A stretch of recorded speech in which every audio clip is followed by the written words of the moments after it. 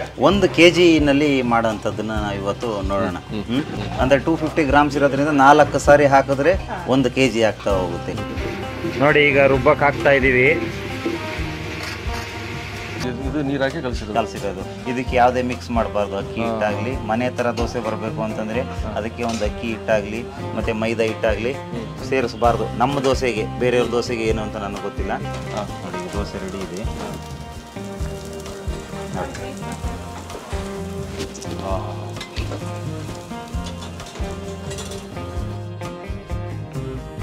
ನೋಡಿ ಕೆಂಪಕ್ಕಿ ದೋಸೆ ನಾವೆಲ್ಲರೂ ಕಾಯ್ತಿದ್ವಿ.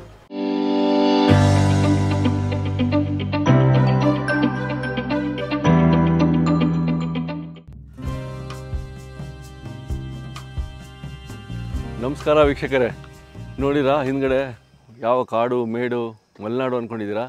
ಇದು ನಮ್ಮ ಮೈಸೂರು. ಇಲ್ಲಿ ಯಾಕೆ ಬಂದಿದ್ದೀರಿ ಅಂದರೆ ನೀವೇ ಹೇಳಿರೋದು, ಅದಕ್ಕೆ ಬಂದಿದ್ದೀವಿ. ಓಕೆ, ನಾವು ಹೇಳ್ಬಿಡ್ತೀನಿ. ನಾವು ಬಂದಿರೋದು ಹಳ್ಳಿಹಟ್ಟಿ ಹೋಟ್ಲ್ ಹತ್ರ, ಮೈಸೂರಿನ ಚಂದ್ರಣ್ಣ ಅವರ ಹಳ್ಳಿಹಟ್ಟಿ ಹೋಟ್ಲು. ಸೊ ಇವತ್ತು ಅಲ್ಲಿಯ ಮಸಾಲೆ ದೋಸೆ ಅದ್ಭುತವಾಗಿರುತ್ತೆ, ತೋರಿಸಿ ಅಂತ ಹೇಳಿದ್ರಿ. ಚಂದ್ರಣ್ಣವ್ರು ಒಪ್ಕೊಂಡಿದ್ದಾರೆ. ಇನ್ನೇನು ಮಸಾಲೆ ದೋಸೆ ನೋಡ್ಬಿಡೋಣ. ಹಳ್ಳಿಹಟ್ಟಿಯ ದೋಸೆ ರೆಸಿಪಿ ಬನ್ನಿ ವೀಕ್ಷಕರೇ. ನೋಡಿ ನಿಮ್ಮ ಚಂದ್ರಣ್ಣವರು. ಖುಷಿ ಆಯಿತು, ಮತ್ತೆ ಬಂದಿದ್ದೀವಿ. ವೀಕ್ಷಕರ ಒತ್ತಾಯದ ಮೇರೆಗೆ ಅನ್ಬೋದು ಇದು. ಹೌದಾ? ಸೊ ನೀವೆಲ್ಲ ಕೇಳಿದಕ್ಕೆ ಇಲ್ಲಿಯ ಒಂದು ಮಸಾಲಾ ದೋಸೆ ವಿಭಿನ್ನವಾಗಿರುತ್ತೆ ಅಂತ ಹೇಳಿದ್ರಿ. ಹೌದು. ಯಾವ ರೀತಿ ವಿಭಿನ್ನವಾಗಿರುತ್ತೆ? ಮಸಾಲೆ ದೋಸೆ ಅಂತಂದರೆ ನಾವು ಈ ಕೆಂಪಕ್ಕಿನ ಹಾಕಿ ಜಾಸ್ತಿ ಮಾಡೋವಂಥದ್ದು ಇದು. ಫಸ್ಟ್ ನಾವು ಮಸಾಲೆ ದೋಸೆನ ಕೆಂಪಕ್ಕಿ ಅಂತಂದರೆ ಪೂರ್ತಿ ರಾಜಮುಡಿ ಅಕ್ಕಿ ಮತ್ತು ರಾ ರೈಸಲ್ಲಿ ಮಾಡ್ತಿದ್ವಿ. ಹೌದು. ಅದು ಸ್ವಲ್ಪ ಜನಕ್ಕೆ ಆದಷ್ಟು ಅದು ಇಡಿಸ್ತಾ ಬರಲಿಲ್ಲ, ಯಾಕೆಂದರೆ ಅದು ತುಂಬ ಹಾರ್ಡ್ ಬರುತ್ತೆ. ಅದು ತುಂಬ, ಯಾಕೆಂದರೆ ಜನಗಳಿಗೆ ಈಗ ರುಚಿ ಬೇಕಾಗಿರೋದು. ಹಾಗಾಗಿ ನಾವು ಸ್ವಲ್ಪ ಮಾಡಿಫೈ ಮಾಡಿದ್ದೀವಿ ಸ್ವಲ್ಪ. ಈಗ ನಾವು ಕೆಂಪಕ್ಕಿ ಹಾಕಿ ಅಂದರೆ ಕೆಂಪಕ್ಕಿನ ಮಿಕ್ಸ್ ಮಾಡಿ ಮಾಡೋವಂಥದ್ದು ಮಸಾಲೆ ದೋಸೆನ. ಅದು ರುಚಿನೂ ಚೆನ್ನಾಗಿ ಬರುತ್ತೆ, ಗರಿನೂ ಬರುತ್ತೆ. ಅದಕ್ಕೆ ಯಾವುದೇ ಅಕ್ಕಿ ಹಿಟ್ಟಾಗ್ಲಿ ಮೈದಾ ಹಿಟ್ಟಾಗ್ಲಿ ಏನೇನು ಬೇರೆ ಏನು ಅದಕ್ಕೆ ಯೂಸ್ ಮಾಡೋ ಆಗಿಲ್ಲ.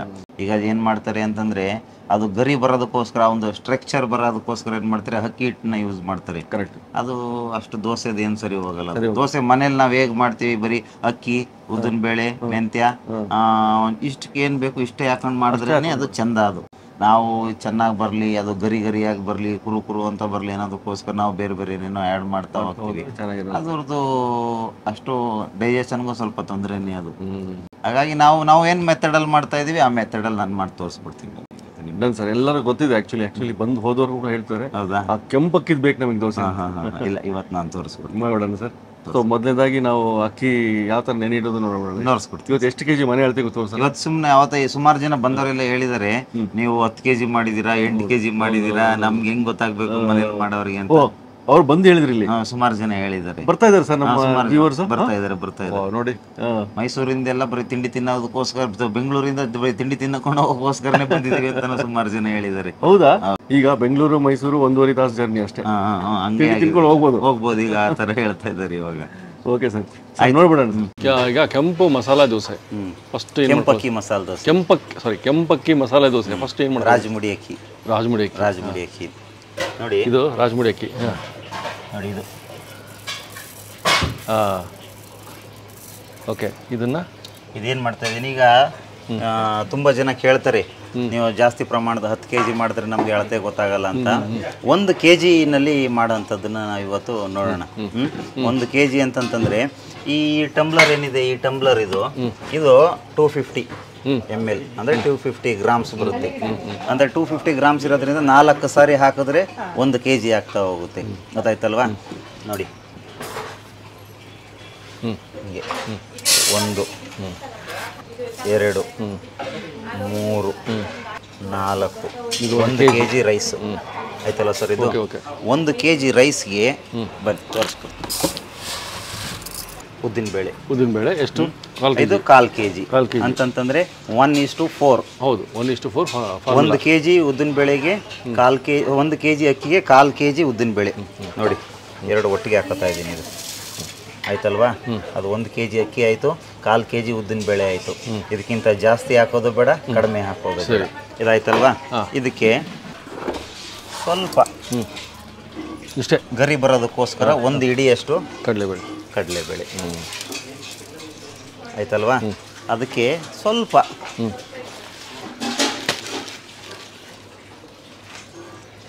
ಒಂದು ಟೇಬಲ್ ಸ್ಪೂನ್ ಮೆಂತ್ಯ ಆಯ್ತಲ್ವಾ.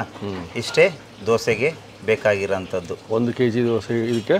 ಇವಾಗ ಇದು 1 kg ಅಕ್ಕಿದಾಯ್ತಲ್ವ, ಇದು ಏನು ಮಾಡ್ಬೋದು, ಸ್ವಲ್ಪ ಇನ್ನೊಂದು ಸ್ವಲ್ಪ ಕಲರ್ ಕಡಿಮೆ ಆಗಲಿ ಬೇಕಾದ್ರೆ ಅಂತಂದರೆ ತುಂಬ ಸ್ವಲ್ಪ ಹಾರ್ಡ್ ಬರುತ್ತೆ ಇದು ರಾ ರೈಸ್ ಆಗಿರೋದ್ರಿಂದ ಇದು ಸ್ವಲ್ಪ.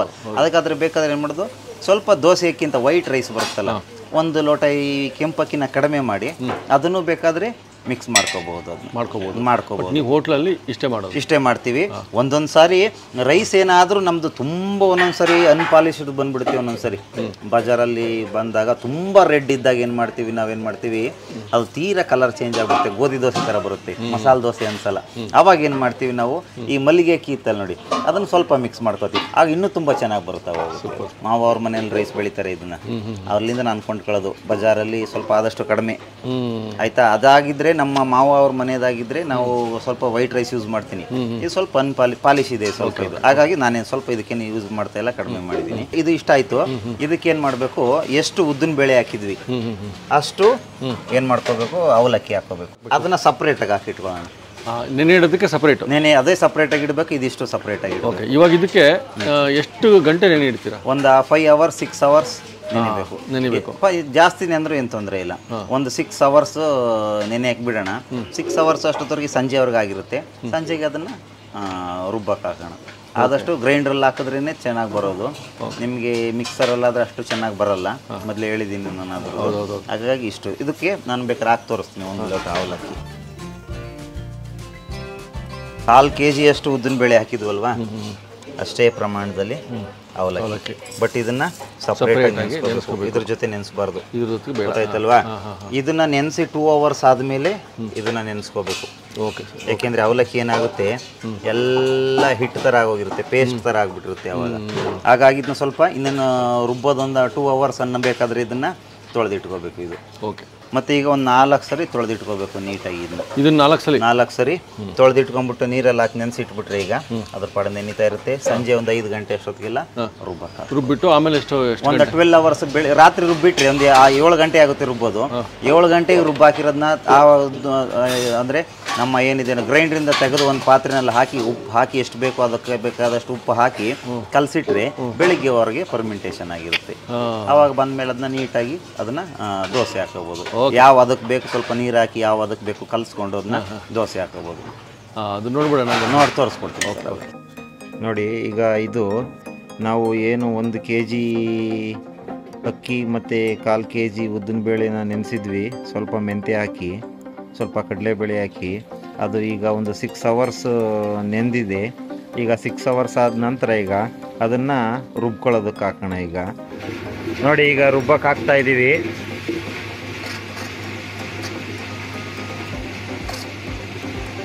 ನೀರೇನು ಹಾಕೋದು ಬೇಡ ಸ್ಟಾರ್ಟಿಂಗಲ್ಲಿ, ಸ್ವಲ್ಪ ಸ್ವಲ್ಪ ಸ್ವಲ್ಪ ನೀರನ್ನು ಆಮೇಲೆ ಚಿಮ್ಕಿಸ್ಕೊತಾ ಹೋಗೋಣ. ನೋಡಿ, ಇವಾಗ ಆ ಒಂದು ಅಕ್ಕಿನೇ ಮತ್ತು ಉದ್ದಿನಬೇಳೆ ಮತ್ತು ಕಡಲೆಬೇಳೆ ಏನು 6 hours ನೆಂದಿತ್ತು ಅದು ಹಾಕಿದ್ದೀವಿ, ಅದು ರುಬ್ತಾ ಇದೆ. ಅದ್ರ ಜೊತೆಗೆ ಏನು ನಾವು ಅವಲಕ್ಕಿನ ಸಪ್ರೇಟಾಗಿ ರುಬ್ಕೊಂಡಿದ್ವಿ, ಅವಲಕ್ಕಿನ ಸಪ್ರೇಟಾಗಿ ನೆನೆಸ್ಕೊಂಡಿದ್ವಿ, ಅದು ಕೂಡ ರೆಡಿಯಾಗಿದೆ. ಅದನ್ನು ಕೂಡ ಇದ್ರ ಜೊತೆ ಹಾಕೊಳ್ಳೋಣ. ನೋಡಿ,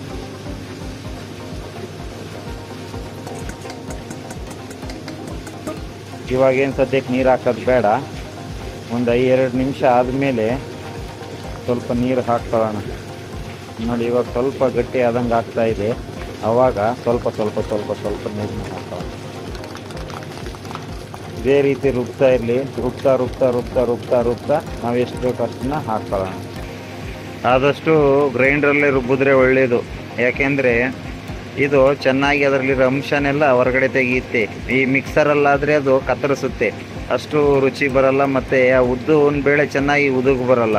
ನೋಡಿ, ಈಗ ಒಂದು ಅರ್ಧ ಗಂಟೆ ಆಗಿದೆ. ಅರ್ಧ ಗಂಟೆಗಾಗಲೇ ಈಗೆಲ್ಲ ಒಂದು ಹೆಚ್ಚು ಕಡಿಮೆ ಒಂದು 25% ಇದು ರೆಡಿಯಾಗಿದೆ. ಅದು 1 kg ಅಷ್ಟು ಮಾತ್ರ ಹಾಕಿರೋದ್ರಿಂದ ಅದು ಆ ಗ್ರೈಂಡ್ರಿಗೆ ಸರಿಯಾಗಿ ಸಿಗ್ತಾ ಇಲ್ಲ. ನೋಡಿ, ತುಂಬ ಒಂದು 5-6 kg ಆದರೂ ಹಾಕಿದ್ರೆ ಇದಕ್ಕೆ ನೀಟಾಗಿ ಆಗುತ್ತೆ. ಬಟ್ ಆದರೂ ರುಬ್ತಾ ಇದೆ, ಏನು ತೊಂದರೆ ಇಲ್ಲ. ಬಟ್ ನಿಮ್ಮ ಮನೇಲೆಲ್ಲ ಚಿಕ್ಕ ಗ್ರೈಂಡರ್ ಆಗಿರೋದ್ರಿಂದ ಇದನ್ನು ಏನು ತೊಂದರೆ ಆಗಲ್ಲ, ನೀಟಾಗಿ ಮಾಡ್ಕೋಬೋದು. ಇದು ನೋಡಿ ಹಿಂಗೆ ನೀಟಾಗಿ ರುಬ್ತಾ ಇದೆ. ಈ ಥರ ನೀಟಾಗಿ ರುಬ್ಬಬೇಕು.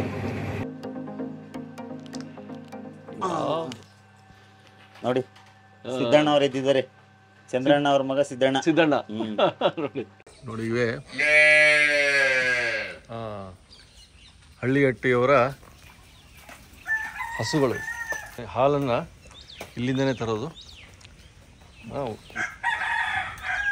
ಒಳ್ಳೆ ಕ್ವಾಲಿಟಿ. ಯಾವಿದು? ನಾಟಿ ಹಳ್ಳಿಕಾರ್. ಹಳ್ಳಿಕಾರ್ ಬ್ರೀಡ್. ಈ ಹಸುಗಳು ಇದೇ ನಾಟಿ ಹಾಲನ್ನು ಯೂಸ್ ಮಾಡೋದು.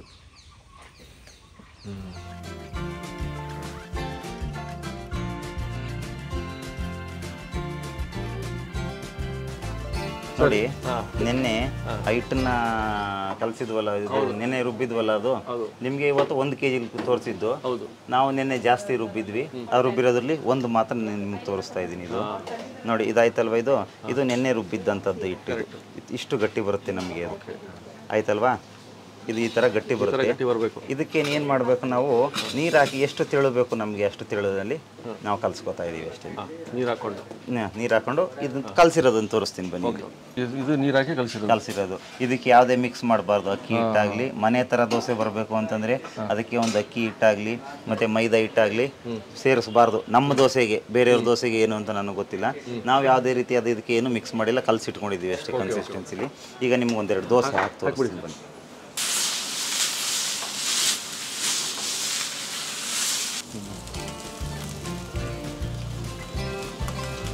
ಕೆಂಪು ಅಕ್ಕಿಯ ದೋಸೆ.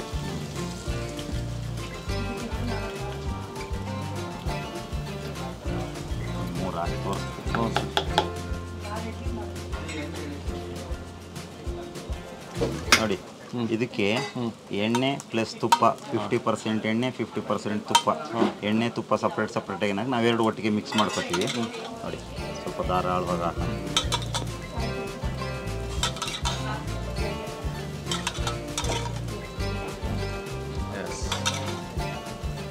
ಸೂಪರ್.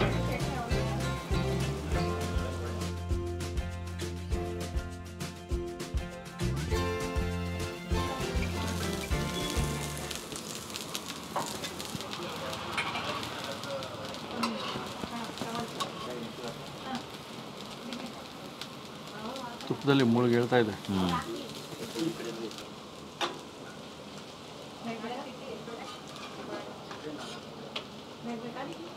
ಸರ್ ಬೆಂದಿದೆ ಸರ್ ಇದು? ಈಗಾಗಲೇ ಪಲ್ಯ ಕಲಸಿಟ್ಕೊಂಡಿದ್ವಲ್ಲ,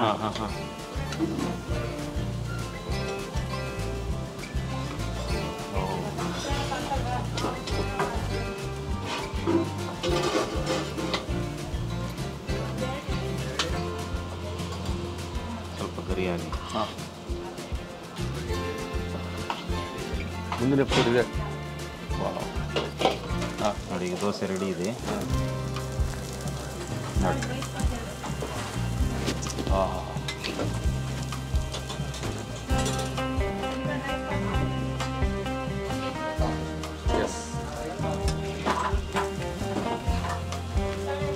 ಮಸಾಲೆ ದೋಸೆ ರೆಡಿ ಇದೆ. ಫುಲ್ಲು ಗೋಲ್ಡನ್ ಬ್ರೌನ್ ಕಲರ್ ಇದೆ. ಯಾವ ರೀತಿ ಬೇಕು ಮಾಡಿಸ್ಬೋದು, ಒಂದೊಂದು ಥರ.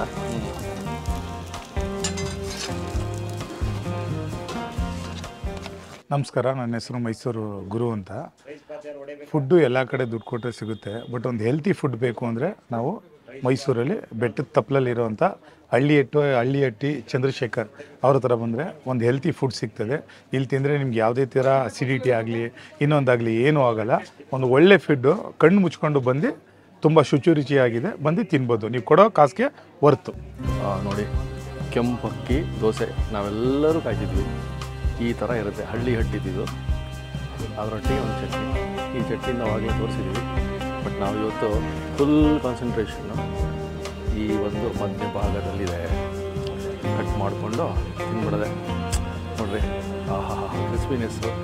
ಆ ಒಳಗಡೆ ಆಲೂಗಡ್ಡೆ ಪಲ್ಯ ಕಾಣ್ತದೆ. ತೊಳ್ತಾ ಇದ್ದರೆ ಹಟ್ಟಿ ದೋಸೆ.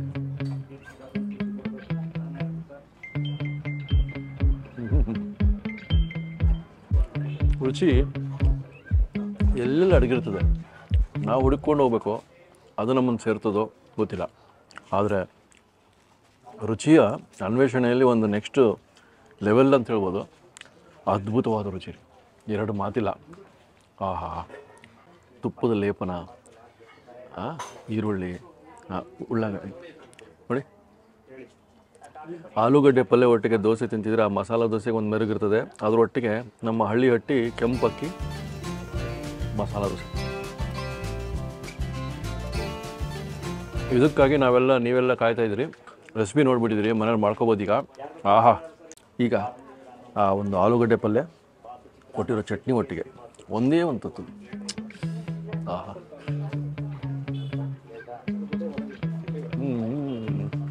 ದೋಸೆ ರಾಜಧಾನಿ ಬೆಂಗಳೂರು ಅಂತಿದ್ವಿ, ಮೈಸೂರಿಂದ ಬೀಳಲ್ಲ ಅಂತಬಿಟ್ಟು ಹಳ್ಳಿ ಹಟ್ಟಿ ಚಂದ್ರನ ಹೇಳ್ತಿದ್ದಾರೆ. ಟಾಪ್ ಕ್ಲಾಸ್ ಮಸಾಲ ದೋಸೆಯಲ್ಲಿ ಒಂದು ಈ ಹಳ್ಳಿ ಹಟ್ಟಿ ಕೆಂಪಕ್ಕಿ ಮಸಾಲ ದೋಸೆ. ಇಲ್ಲಿ ಬಂದು ತಿನ್ನಿ, ಫೀಡ್ಬ್ಯಾಕ್ ಕೊಡಿ. ಹಾಗೆಯೇ ಈ ರೆಸಿಪಿನ ನೀವು ಮನೇಲಿ ಮಾಡ್ಕೊಂಡಿದ್ದೆ ಆದರೆ ಅದನ್ನು ಫೀಡ್ಬ್ಯಾಕ್ ಅದನ್ನು ಕೊಡಿ. ಹಾಗೆ ಲೈಕ್ ಮಾಡಿ, ಶೇರ್ ಮಾಡಿ. ಮುಗಿಸ್ಬಿಡ್ತೀನಿ ದೋಸೆ ರೀ. ಆಹಾ, ಕಡೆಗೂ ಹಳ್ಳಿ ಹಟ್ಟಿ ಮಸಾಲೆ ದೋಸೆ ನೋಡ್ಬಿಟ್ಟು ಯಾವುದೋ ಕೆಂಪಕ್ಕಿ ಮಸಾಲೆ ದೋಸೆ ರೀ. ಸಬ್ಸ್ಕ್ರೈಬ್ ಮಾಡಿ. Take care sir. 2023ನೇದು ಸಿಗುತ್ತೆ ಕ್ಯಾಲೆಂಡರ್? ಅದೇ ಕೊಡ್ತಾರೆ, ಆ ಸಂಘದವ್ರು ಇದ್ದಾರಲ್ಲ, ಈ ಜ್ವಾಲಾಮುಖಿ ಡಾಕ್ಟರ್ ಅಭಿಮಾನಿ ಸಂಘ ಅಂತ, ಅವರು ಯಾರಿಗಾರು ತಿಂಡಿಗೆ ಬರ್ತಾ ಇರ್ತಾರಲ್ಲ, ಅವಾಗ ಯಾವಾಗಾರು ಬಂದಾಗ. ಎಲ್ಲಿ ಬರುತ್ತೆ ಮನೆ? ಅಗ್ರಹಾರ. ವೀಕ್ಷಕರೇ ನೋಡಿ, ನಿಮ್ಮ ಸಬ್ಸ್ಕ್ರೈಬರು ನಿಮ್ಮ ಹೆಸರು ಶಿವಪ್ರಕಾಶ್ ಅಂತ ಇವತ್ತು ಬೆಳಗ್ಗೆ ಬಂದಿದ್ದಾರೆ. ಎಲ್ಲ ನೋಡಿದರು, ಎಲ್ಲ ರೆಸಿಪಿಗಳು ಮಾಡೋದನ್ನ ಆಸಕ್ತಿಯಿಂದ. ಓಕೆ,